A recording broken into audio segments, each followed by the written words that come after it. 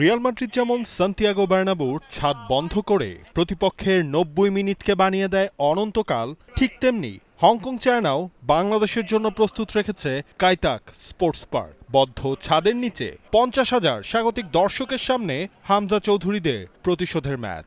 Asian cup বাছাই পর্বে বাংলাদেশের ফিরতি ম্যাচ ৯ অক্টোবর। মাঠের লড়াইয়ের আগে হামজা চৌধুরীকে নিয়ে এক মন্তব্য করে কথার লড়াই শুরু করে দিয়েছিলেন হংকং কোচ। হামজাও গোল দিয়ে মাঠেই দিয়েছেন তার জবাব। ফিরতি ম্যাচের আগে এবার হামজাকে নিয়ে ভিন্ন সুর হংকং কোচের।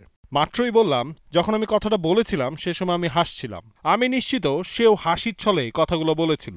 স্বাভাবিকভাবেই আমাদের ভেতর ইংলিশ হিউমার আছে, একটু রসিকতাও বলতে পারেন, এবং এটা বোঝাই যাচ্ছিল ঠাট্টা করেই বলেছিলাম।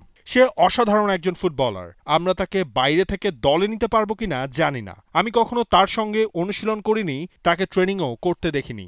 জানি না সে ব্যক্তি হিসেবে কেমন। ফুটবলার বাছাই করার সময় অনেক কিছুই বিবেচনা করতে হয়, শুধু দক্ষতা দেখে দলে নেওয়া যায় না। যদিও তার দক্ষতা রয়েছে, সব দিক মিলিয়ে বিচার করতে হয়। তবে এটা সবাই দেখতে পাচ্ছে যে সে একজন টপ প্লেয়ার। সে সবচেয়ে উঁচু স্তরে খেলছে, যেখানে আমাদের অনেক ফুটবলারই পৌঁছাতে চায়।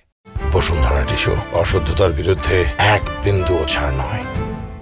হংকং কোচ যেমন সুর বদলেছেন, বাংলাদেশের কোচ হাভিয়ার কাবরেরাও তার শুরুর একাদশের ধারণা পাল্টেছেন। ৯ অক্টোবর শমিত, ফাহমিদুল, জায়ানদের দেখা যায়নি ম্যাচের শুরুতে। হংকংয়ের সাথে এবারের লড়াইয়ে এই ট্রয়ি নামতে পারেন শুরু থেকেই, সাথে ইনজুরি কাটিয়ে তপু বর্মনের ফেরাও নিশ্চিত। কে খেলবে কে খেলবে না এটা ওনার ডিসিশন। এখানে যারা আছে স্কোয়াডে সবাই খেলতে চায়, 23 প্লেয়ার আছে, সবাই খেলতে চায়। So end of the day এটা ওনার ডিসিশন। শীতাতপ নিয়ন্ত্রিত এই মাঠেই খেলবে বাংলাদেশ। হংকংয়ে আসার পর ম্যাচের আগের দিনেই কেবল এখানে অনুশীলনের সুযোগ মিলেছে বাংলাদেশের। ঘড়ি ধরে ১ ঘন্টা, সেখানেই শেষ মুহূর্তের কাজ সেরেছেন কোচ কাবরেরা। ১০ অক্টোবর হংকং পৌঁছায় বাংলাদেশ। এরপর ম্যানেজার, ফুটবলারদের কাছ থেকে ফ্যাসিলিটিস নিয়ে নানা অভিযোগ থাকলেও কোচ এসবকে অজুহাত হিসেবে দাঁড় করাচ্ছেন না।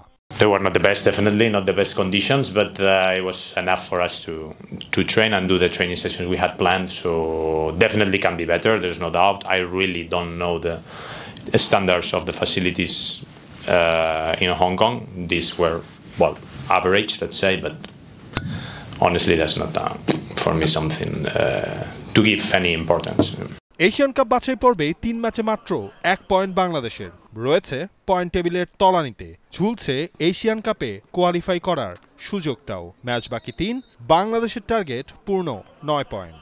We expect exactly the same tomorrow. We are going to go with the same mentality, with the same ambition, and knowing that we need to get the 3 points to keep going forward. শেষবার ১৯ বছর আগে এই হংকংয়েই বাংলাদেশ হেরেছিল ২-০ গোলে। এবার হয়তো Asian কাপে qualify করার স্বপ্নের মৃত্যু হবে এই হংকংয়ে, অথবা বাংলাদেশ বাঁচিয়ে রাখবে এশিয়ান মঞ্চের নিভু নিভু আশা। সাথে হামজা সমিতের বাংলাদেশ যে শুধু লড়াই না, মাঠে জিততেও পারে, সেটা প্রমাণ করার পরীক্ষাই যে টিম বাংলাদেশে। নাবিল খান, T Sports. For more updates, subscribe to our YouTube channel and click on the bell icon. Follow us on Facebook and Instagram. Download T-Sports app to enjoy exciting games and highlights. Visit tsports.com.